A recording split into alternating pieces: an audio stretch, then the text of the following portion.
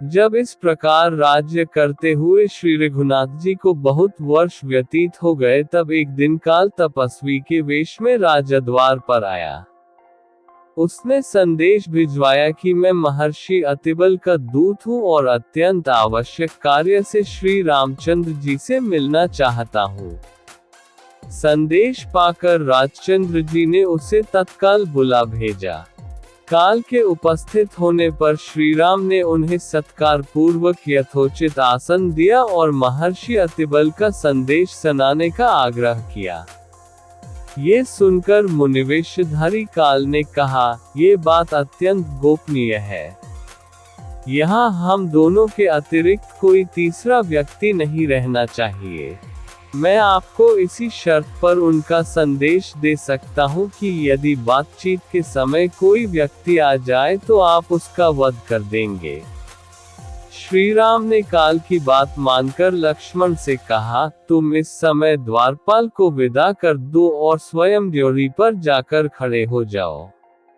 ध्यान रहे, इन मुनि के जाने तक कोई यहाँ आने न पाए। जो भी आएगा मेरे द्वारा मारा जाएगा। जब लक्ष्मण वहां से चले गए तो उन्होंने काल से महर्षि का संदेश सुनाने के लिए कहा।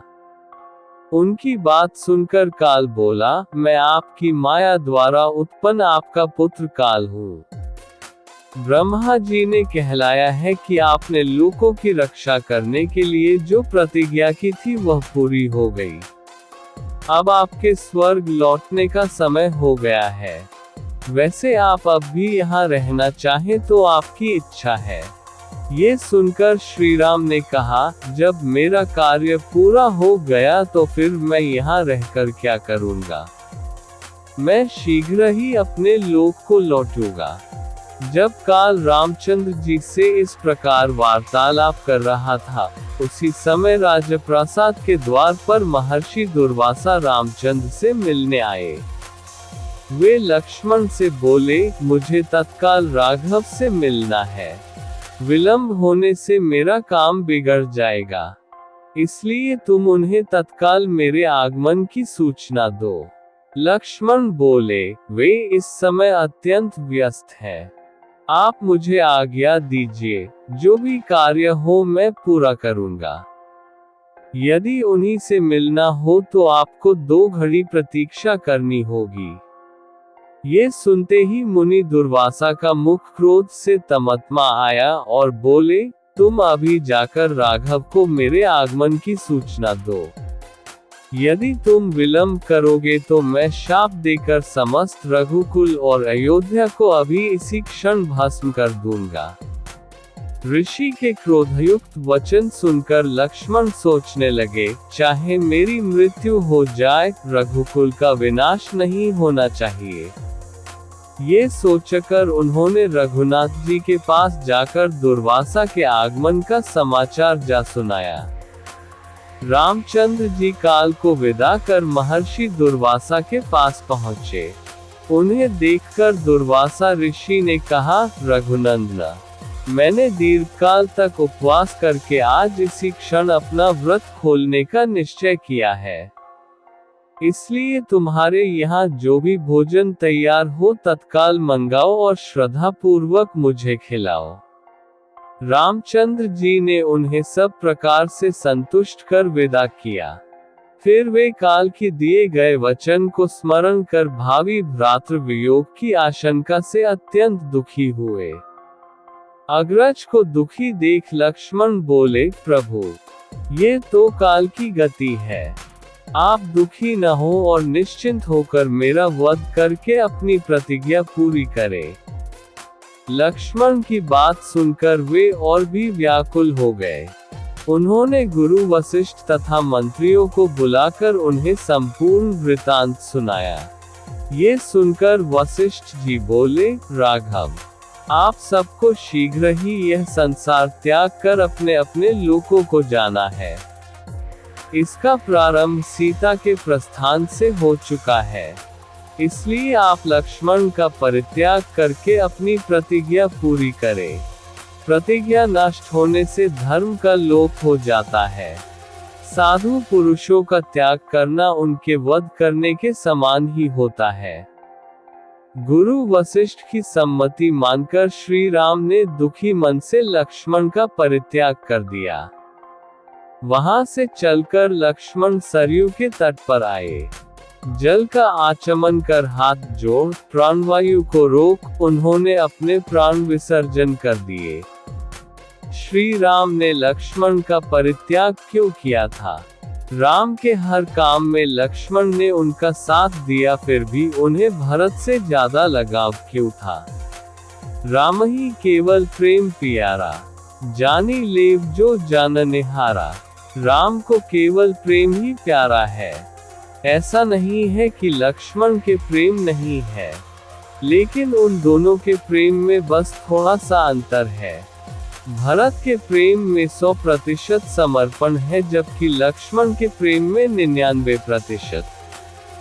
भरत को भगवान राम की इच्छा प्रिय है, जबकि लक्ष्मण को कभी कभी भगवान राम की इच्छा अच्छी नहीं लगती। उदाहरण के लिए भगवान राम ने जब समुद्र से रास्ता देने की विनय करने का विचार किया तो ये बात लक्ष्मण को जरा भी अच्छी नहीं लगी। जबकि भरत जब भगवान राम को मनाने के लिए गए तो देवताओं को डर लगा कि ऐसा न हो भरत का कहना मानकर लौट जाए, लेकिन किसी ने कहा कि आप भरत को नहीं जानते, भरत वही करेंगे जो भगवान राम आज्ञा देंगे। वे मनमाना आचरण नहीं करेंगे।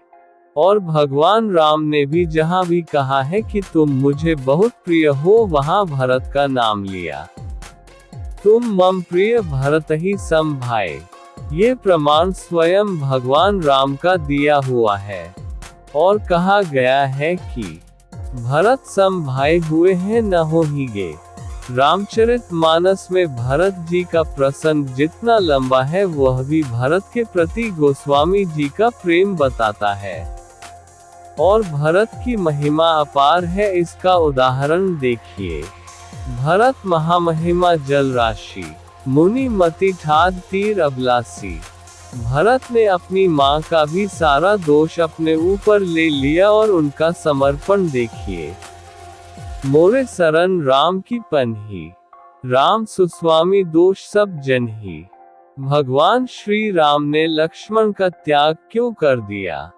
श्री राम ने तपस्या करते हुए शंभूक का वध क्यों किया था? युद्ध क्षेत्र से किस राक्षस ने श्री राम जी और लक्ष्मण जी का सोते हुए हरण कर लिया था? क्या श्री राम जी ने रावण का दाह संस्कार अपने हाथों से किया था?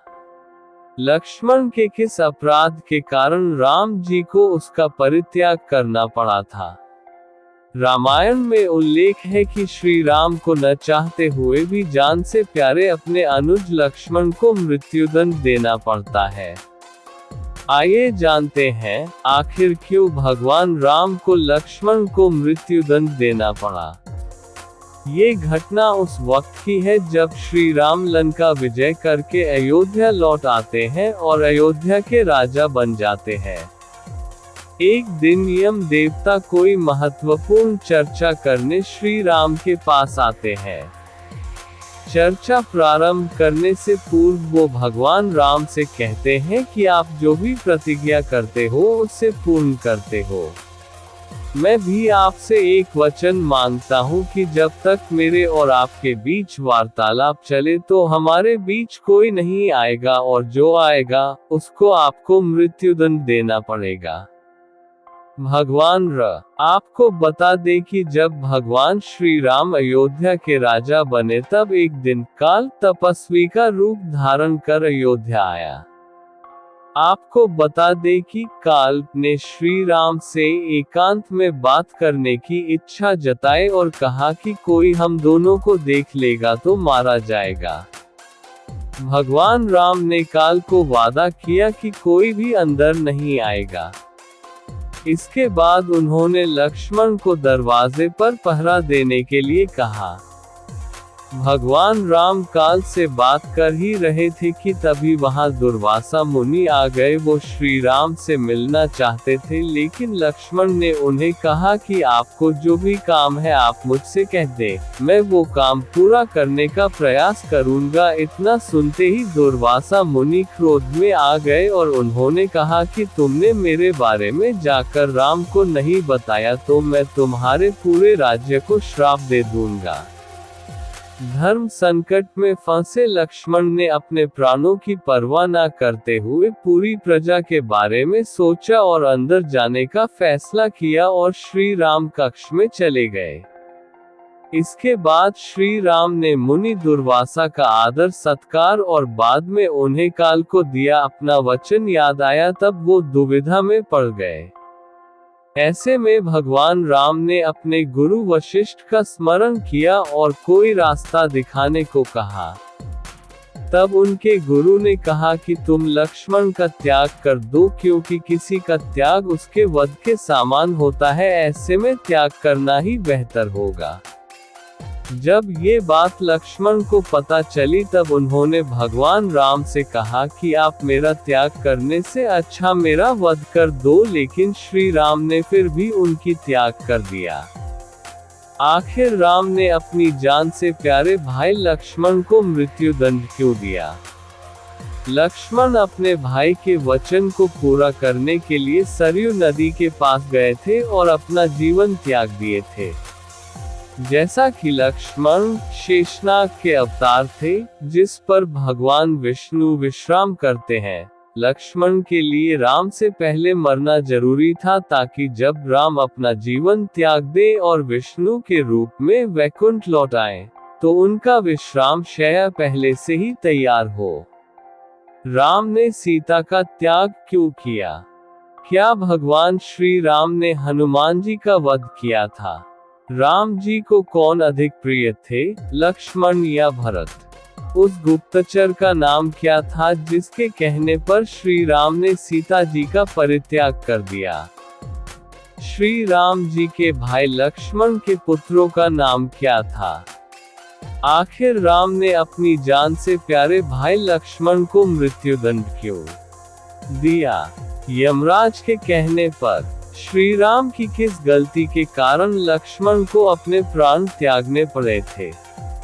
जब भी दो भाइयों की जोड़ी की बात आती है तो सबसे पहले तो हम सबकी जुबान पर बस एक ही नाम आता है और वो नाम है भगवान श्री राम और लक्ष्मण का नाम। प्रभु श्री राम और लक्ष्मण जी के बारे में कई सारे बातें और घटनाएं आती है जो हमारे दिलों में उनके लिए सम्मान पैदा कर देती है, लेकिन इस जोड़ी का अंत बड़ा ही दुखद है, जिसके बारे में आपको मालूम जरूर होना चाहिए। ये तब की बात है जब भगवान राम अपना वनवास पूरा करके लौट आए थे और जब वो अयोध्या से ही हर जगह का राजकाज संभालने लगे थे। सब कुछ बहुत ही अच्छा चल रहा था और लोगों के बीच उनकी एक अच्छी छवि बन चुकी थी। ऐसे में एक दिन श्री राम से कुछ वार्तालाप करने के लिए यम खुद आए, तो दोनों बातें करने के लिए एक कुटिया में चले गए जहां पर बाहर लक्ष्मण तैनात रहे। उनसे कहा गया कि अंदर किसी को भी आने ना दे और ये एक राजा का आदेश भी तो था। लक्ष्मण बाहर खड़े थे और तभी दुर्वासा ऋषि वहां आए और राम से मिलने के लिए अंदर जाने लगे। तभी अचानक से लक्ष्मण ने उन्हें रोक लिया, तो गुस्से में दुर्वासा ऋषि ने अयोध्या को ही श्राप देने की चेतावनी दे डाली। इस धर्म संकट में फंसकर लक्ष्मण ने श्री राम की यम से वार्ता में विघ्न डाल उन्हें सूचना दी, और ऐसे में जब बात यहाँ तक आ गई तो एक राजा के वचन के अनुसार उन्हें लक्ष्मण को दंड तो देना ही था, लेकिन वो लक्ष्मण को कभी भी मृत्यु दंड नहीं दे सकते थे। ऐसी स्थिति में दुर्वासा ऋषि ने उन्हें बताया कि अगर वो लक्ष्मण का त्याग कर दे तो ये मृत्यु के समान ही होगा, और इसलिए राम ने लक्ष्मण का त्याग कर दिया। अब ऐसी स्थिति में लक्ष्मण दिन ब दिन व्यथित रहने लगे, क्योंकि उनकी जान तो अपने बड़े भैया में ही बसी रहती थी, और ऐसी स्थिति में लक्ष्मण ने पास की नदी सरयू में जल समाधि ले ली और प्राण त्याग दिए। दो भाइयों के प्रेम की इस कहानी को अगर आज देश के बच्चों में फैलाया जाए तो वो लोग भी उन्हीं की तरह बनेंगे, लेकिन वो संस्कार तो मानो खो ही चुके हैं। ये कथा रामायण के उत्तरकांड से है, जो श्री राम के जीवन के अंतिम समय का वर्णन करती है। इस प्रसंग में काल तपस्वी का वेश धारण कर रामचंद्र जी के पास आता है और उन्हें स्वर्ग लौटने का संदेश देता है। काल उनसे ये शर्त रखता है कि जब तक वह संदेश सुनाएगा, कोई तीसरा व्यक्ति नहीं आना चाहिए, और अगर कोई आता है तो उसकी मृत्यु निश्चित है। श्री राम इस शर्त को स्वीकार करते हैं और लक्ष्मण को द्वारपाल बनाकर किसी को भी अंदर न आने देने का आदेश देते हैं।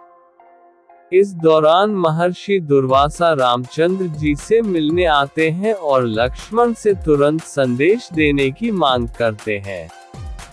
दुर्वासा के क्रोध से रघुकुल के विनाश की संभावना देख लक्ष्मण आदेश का उल्लंघन कर महर्षि के आगमन का संदेश रामचंद्र जी को देते हैं। इस पर श्री राम को अपनी प्रतिज्ञा निभानी पड़ती है, जिसके तहत उन्हें लक्ष्मण का त्याग करना पड़ता है। अंत में लक्ष्मण सरयू नदी के तट पर जाकर जल का आचमन कर अपने प्राण त्याग देते हैं। ये कथा कर्तव्य, त्याग और नियति के सिद्धांतों को दर्शाती है, जो रामायण के मुख्य आदर्शों में से एक है।